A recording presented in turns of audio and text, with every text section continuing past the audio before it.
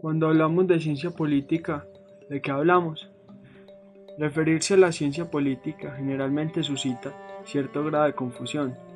Se trata de un terreno impreciso en el que los aspectos valorativos generan una complicación añadida. Atrás quedaron los tres elementos que acompañaron el surgimiento de la ciencia política británica: la idea de la política al servicio de la reforma social y su conexión con la historia, y como disciplina tendiente a reforzar valores cívicos. El desarrollo y la utilización de métodos refinados han convertido sus dominios en áreas de gran especialización que mantienen un núcleo común sustantivo.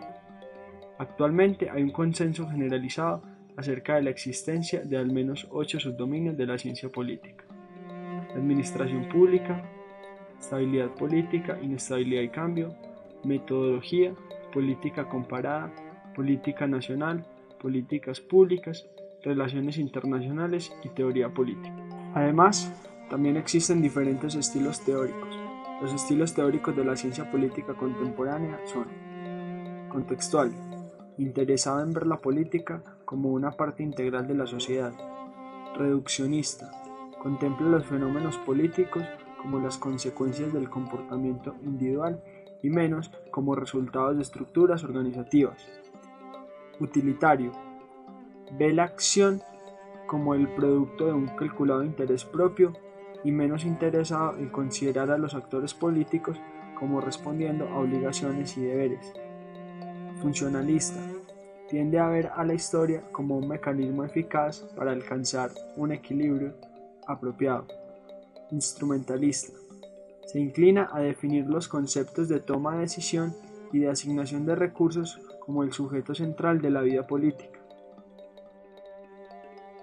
Parece que la ciencia política estuviera comprometida con dos empresas incompatibles: por un lado, el estudio de la vida política de manera científica, y por el otro, la devoción a un conjunto particular de normas políticas.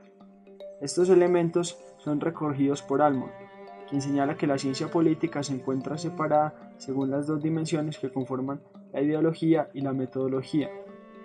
En cuanto a la ideología, va de izquierda a derecha. En la izquierda se ubica el marxismo, en donde se niega la posibilidad de separar el conocimiento de la acción y se subordina la ciencia política a la lucha por el socialismo. Y en la derecha se ubican los neoconservadores, partidarios de la economía de libre mercado y de limitar el poder del Estado. En cuanto a la metodología, va de blando a duro. En el blando se ubican las teorías cualitativas o meramente descriptivas; en el duro, los modelos matemáticos y métodos cuantitativos. Por su parte, Popper plantea dos nociones para referirse al conocimiento científico: determinación e indeterminación, para lo cual tiene una metáfora de nubes y relojes. Mientras las nubes simbolizan lo irregular, lo desordenado y lo impredecible, los relojes representan todo lo contrario. El siglo de las luces y el pensamiento newtoniano suscitaron la idea de que la naturaleza se encontraba gobernada por leyes deterministas que conseguían que todas las nubes fueran relojes. Más adelante, las teorías de Max Planck sustituyeron a la visión newtoniana al propugnar que la indeterminación y el cambio eran elementos fundamentales en todos los procesos naturales. El indeterminismo no es suficiente para responder a la autonomía aparente de las ideas del hombre en el mundo físico. Esta idea en la ciencia política nos indica que lo esencial es el control del comportamiento y de otros aspectos del mundo físico por las abstracciones mentales. De esta manera, establece que las soluciones aceptables son las que involucran la relación entre libertad y control. De lo anterior, se deriva la posibilidad de conceptualizar la realidad social por medio de uno de los elementos citados, como nube, como reloj o como un sistema de equilibrio entre libertad y control. Para la ciencia política es claramente mejor la tercera conceptualización, ya que el universo político tiene una organización concreta que compatibiliza con diferentes opciones y decisiones de los individuos realizadas en un determinado medio sujeto a constricciones y oportunidades.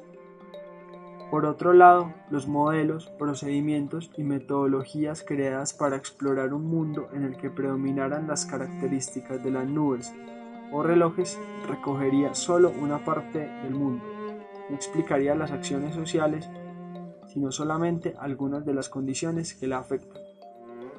La ciencia política parece contener una paradoja fundamental.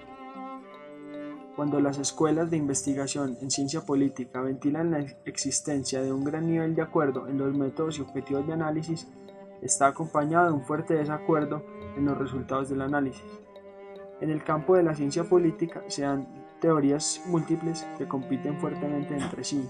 A su vez, hay tipos de análisis múltiples muy competitivos. Esta diversidad de la ciencia política proviene también de las muchas escuelas que las variadas teorías abarcan.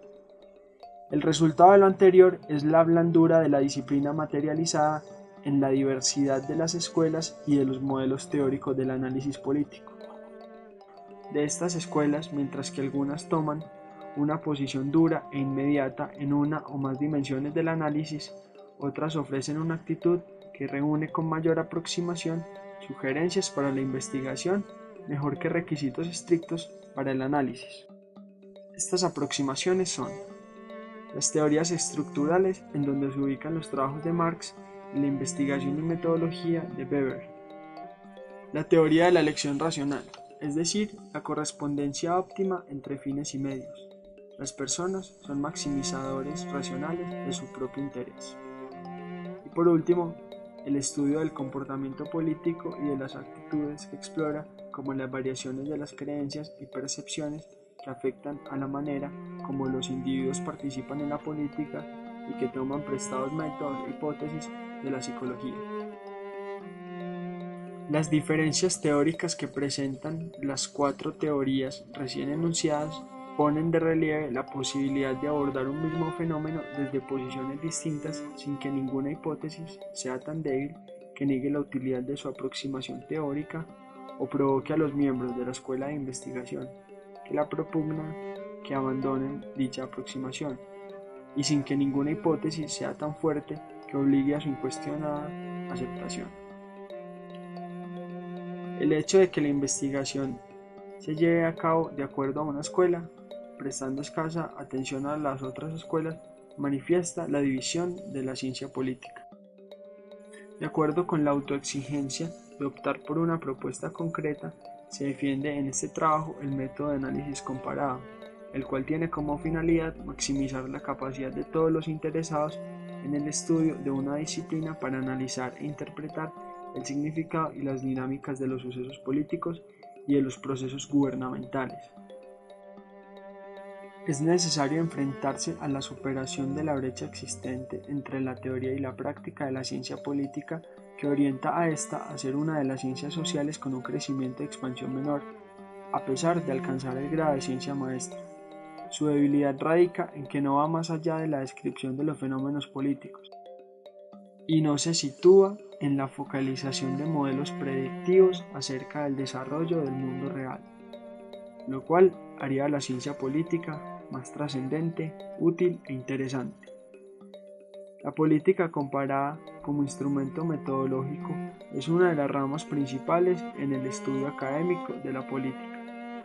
Su esencia, como tal, radica en comparar las formas en las que las distintas sociedades se enfrentan a problemas diferentes y al interés particular del papel de las estructuras políticas afectadas.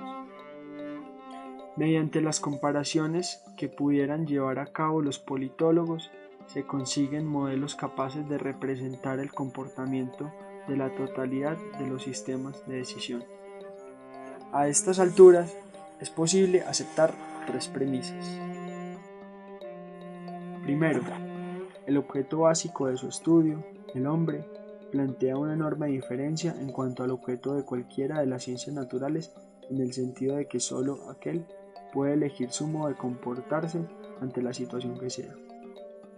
Segundo, se concibe la ciencia como una actividad o un proceso y no simplemente como un producto lógico que da salida a determinadas leyes de acción. Tercero, la toma de conciencia desde la praxis de los peligros que acarrea un escenario político definido por la arbitrariedad de los autoritarismos y la sistemática violación de los derechos humanos. De esta manera, la discusión puede entablarse en torno a dos ejes clásicos. Primero, la reivindicación de la ciencia política aplicada, como ya se mencionó. Y segundo, la búsqueda de un espacio en el abanico de ofertas de la enseñanza y de la investigación tendientes a posibilitar una formación general moderna en el dominio de los estudios sociales y humanísticos. La política abierta por Weber a principios de siglo, al contraponer las figuras de lo político y de lo científico, no debiera ya afectar el ámbito de la actividad de los politólogos en cuanto a la proyección de unos determinados resultados. Weber señala que el peligro principal de confundir los dos mundos que suponían los científicos sociales, el de los políticos y el de los académicos, era la tentación de actuar como moralistas, agitadores, demagogos y profetas en la academia. Este era un peligro habida cuenta de los límites de la ciencia en cuanto a su incapacidad para producir la definitiva verdad, y con respecto de la percepción weberiana de su peculiar dignidad como una actividad que yace precisamente en los resultados del trabajo de los científicos a pesar de estos límites. Por el contrario, en el caso de los políticos, el principal peligro era lo que Weber denominaba cientificismo, esto es, la conversión de una teoría científica en un imperativo moral. Quedaba reforzada la idea de que aquellos científicos de la política que aspiraban a ser verdaderos científicos tendrían que conseguir su reconocimiento por sus contribuciones a la teoría política y no por su contribución a la resolución de los problemas públicos. En el caso del papel de la ciencia política, esta polémica debería quedar superada, pues los politólogos deberían asumir una situación doble definida por el para qué de su actividad y el a través de qué medios. Por lo que respecta a la sociedad, podría confirmar en qué medida los efectos de las propuestas de ingeniería política podrían llegar a facilitar el correcto tratamiento, cuando no la resolución de problemas históricamente enquistados o de más reciente aparición.